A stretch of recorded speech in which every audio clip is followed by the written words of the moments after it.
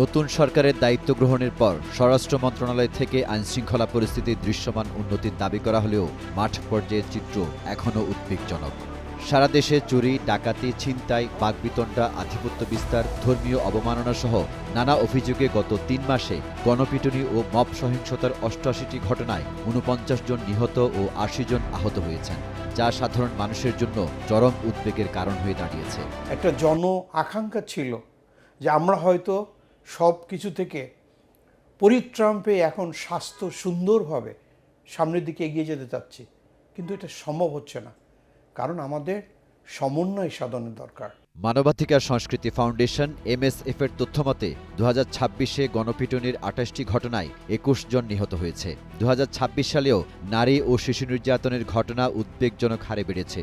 শুধু ফেব্রুয়ারি মাসেই অন্তত 45টি ধর্ষণের ঘটনা গণমাধ্যমে এসেছে, যার অর্ধেকের বেশি শিশু। পরিস্থিতি তো অনেক ইমপ্রুভ, এতে কোনো সন্দেহ নেই।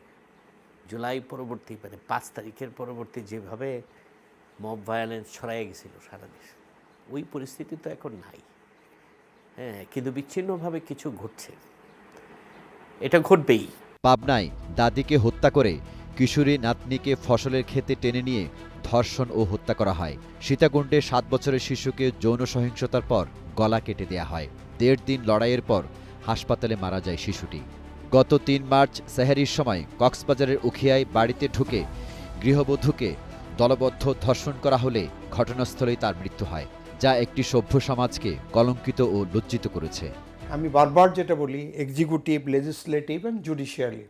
এক্সিকিউটিভের ভূমিকা আছে যে সচিব দায়িত্ব আছে, যে মন্ত্রী স্বরাষ্ট্রমন্ত্রী তো ডিসিপ্লিনের দায়িত্বে, তো স্বরাষ্ট্রমন্ত্রী যাকে দায়িত্ব প্রদান করবেন, এই দায়িত্ব প্রদানের মাঝখানে সমন্বয় সাধন থাকতে হবে। আপনি যদি বলেন জিরো টলারেন্স, বলে কোনো লাভ নেই। আপনি যে জায়গাটায় ইমপ্রুভ করতে হবে আপনাকে, রুল অফ ল, আইনের শাসন। কাউকে আমি চিনি না, whoever he is or whoever she is, আমি চিনি সে অপরাধী।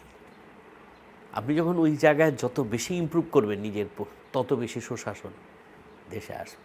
অপরাধী যখন তার কৃতকর্মের জন্য উপযুক্ত শাস্তি পায় না, তখন সাধারণ মানুষের মনে চরম ক্ষোভ দানা বাঁধে এবং সমাজে তীব্র নিরাপত্তাহীনতা তৈরি হয়। তাই ন্যায় বিচার প্রতিষ্ঠা ও আস্থার পরিবেশ ফেরাতে আইনের শাসন নিশ্চিত করা আজ সময়ের দাবি, এমন মত বিশেষজ্ঞদের।